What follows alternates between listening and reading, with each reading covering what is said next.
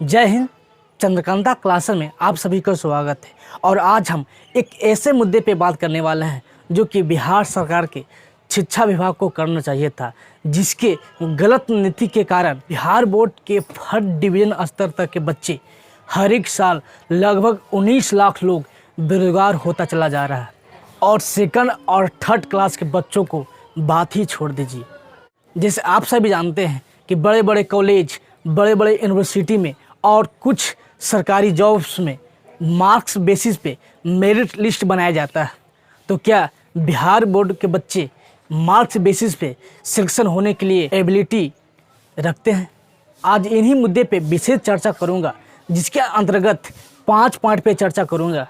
जो कि पहला पॉइंट है, क्या आज की शिक्षा व्यवस्था कमर्शियल हो चुका है? पॉइंट नंबर 2, क्या शिक्षा अमीरी गरीबी को देखता है? पॉइंट नंबर 3, क्या उच्च शिक्षा प्राप्त करने के लिए पैसा सबसे बड़ी बाधा है या नहीं? पॉइंट नंबर 4, क्या वर्तमान समय में पढ़े लिखे लोग ज़्यादा बेरोजगार हैं? और पॉइंट नंबर 5, जो कि इसी पे मुख्य रूप से चर्चा करने वाले हैं।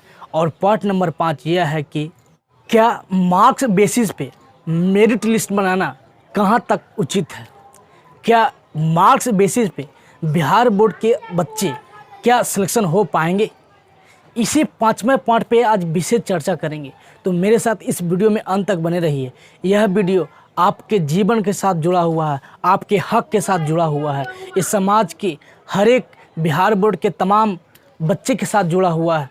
और सेकंड थर्ड डिवीजन के बच्चे हैं, उनके जीवन के साथ ये जुड़ा हुआ मुद्दा है। हम बिहार बोर्ड के थर्ड डिवीजन स्तर तक के बच्चे का आवाज़ उठा रहा है, जो आवाज़ शिक्षा विभाग बिहार सरकार को उठाना चाहिए था। जो हम आपके सामने पेश कर रहे हैं कुछ तर्क, जो कि आपको इसे सुनना अति आवश्यक है और इसे समझना भी अति आवश्यक है कि किस प्रकार बिहार बोर्ड के बच्चे जो थर्ड डिवीजन किए हुए हैं, उनके माथा पे बेरोजगारी का काला धब्बा लग रहा है। तो चलिए इसी मुद्दे पे हम बहुत विशेष चर्चा करने वाले हैं। सबसे पहले हम यहाँ एक लिस्ट बनाते हैं, जिसके अंतर्गत बिहार बोर्ड बनाम सीबीएसई बोर्ड की तुलनात्मक अध्ययन करेंगे कि किस प्रकार सरकार की दोगल नीति के कारण बिहार बोर्ड के बच्चे बेरोजगार होता चला जा रहा है। तो यहाँ आप ध्यान देंगे, यहाँ हमने लिखा बिहार बोर्ड और यहाँ लिखा सीबीएसई बोर्ड। इन दोनों बोर्ड के तुलनात्मक अध्ययन करेंगे। तुलनात्मक अध्ययन इसलिए करेंगे कि कुछ प्रकार के सरकारी जॉब और यूनिवर्सिटी और कॉलेज में एडमिशन के प्रति इन दोनों बोर्डों का क्या कंसेप्ट है, क्या रवैया है, एवं बिहार सरकार एवं केंद्र सरकार की दोगल नीति के कारण किस प्रकार के बिहार बोर्ड के बच्चे हर एक साल लगभग 19 लाख लोग बेरोजगार होता चला जा रहा है।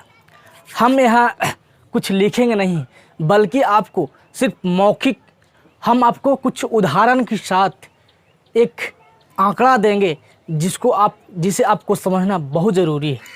सबसे पहले बात करते हैं एडमिशन के लिए। आप सभी जानते हैं कि जब बिहार बोर्ड के बच्चे मैट्रिक उत्तीर्ण करते हैं तो first division, second division, third division, जो जिनका 70% से ऊपर मार्क्स है, उनको लगभग कोई दिक्कत नहीं है बिहार बोर्ड में।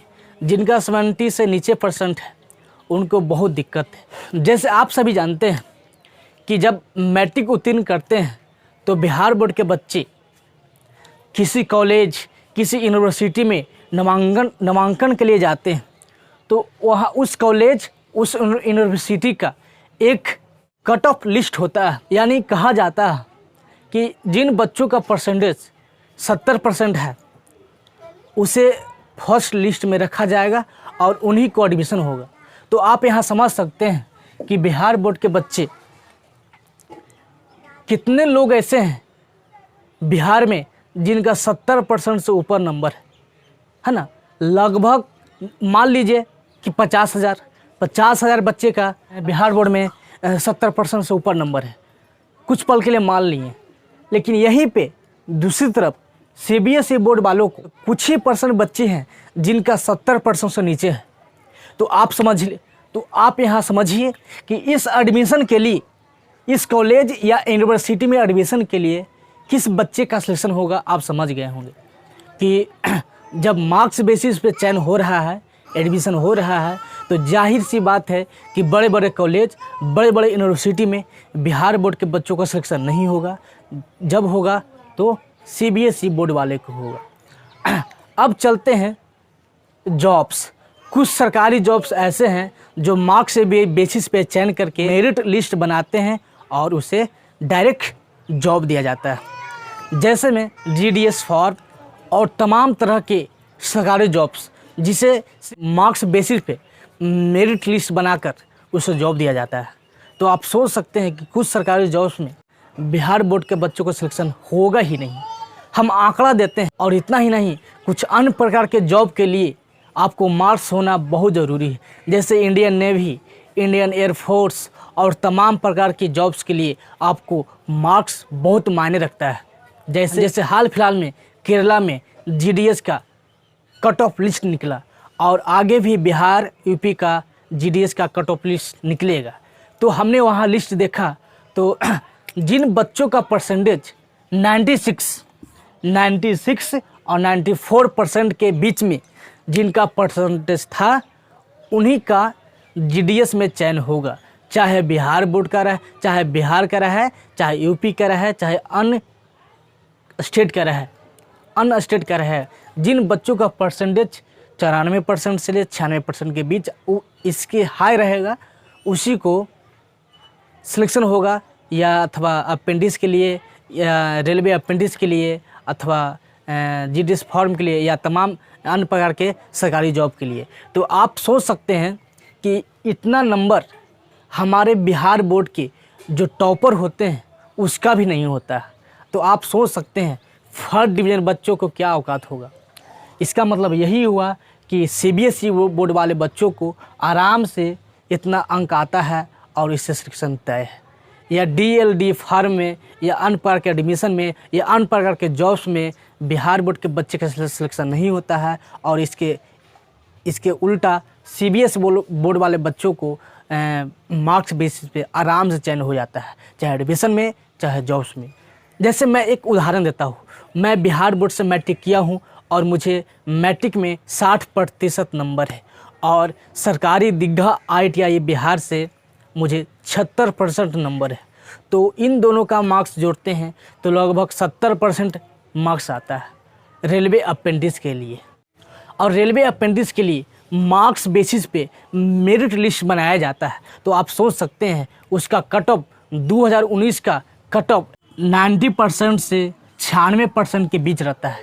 जो रेलवे अपेंडिक्स करने वाले होते हैं उनका कट ऑफ इतना जाता है।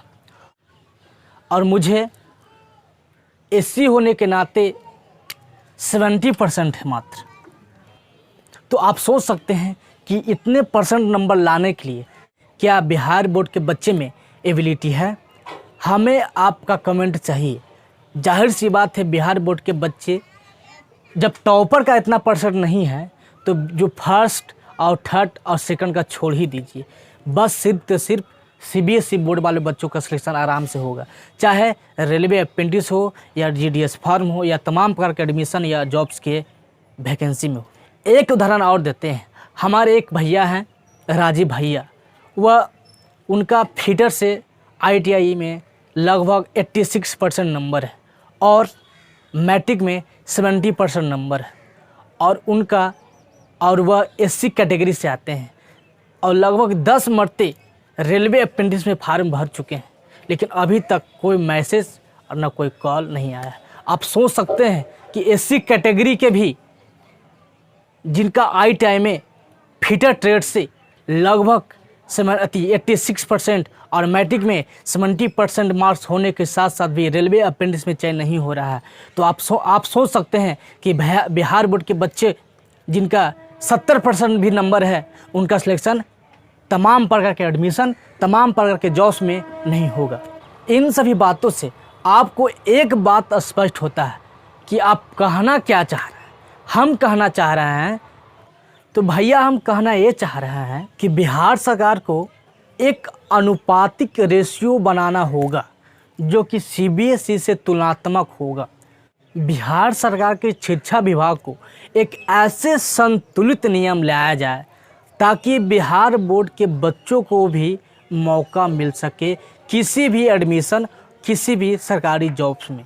अर्थात एक ऐसा अनुपात लाया जाए जो कि सीबीएसई वाले बच्चों को और बिहार बोर्ड वाले बच्चों को दोनों को अनुपातिक राशि में बांटकर सिलेक्शन प्रोसेस हो। जैसे हम कहना ये चाहते हैं कि मान लीजिए सीबीएसई बोर्ड वाले बच्चों को 90% नंबर हो तो बिहार बोर्ड वाले बच्चों को लगभग 70% नंबर के बराबर हो, है ना।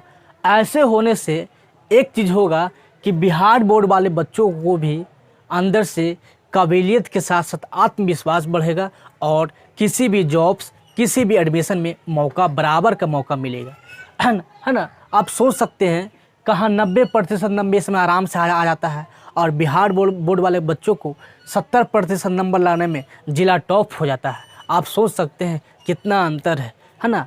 तो हम यही चाहते हैं कि सीबीएसई बोर्ड वाले बच्चों को 90% को, बिहार बोर्ड वाले बच्चों को 70% के बराबर कर दिया जाए। तब देखिए बिहार बोर्ड वाले बच्चों को भी बराबर का मौका मिलेगा।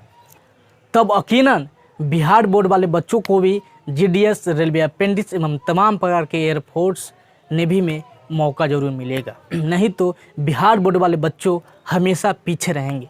हम ऐसा हरगिज़ नहीं कह रहे हैं कि बिहार बोर्ड के बच्चे पढ़ने में कमज़ोर हैं।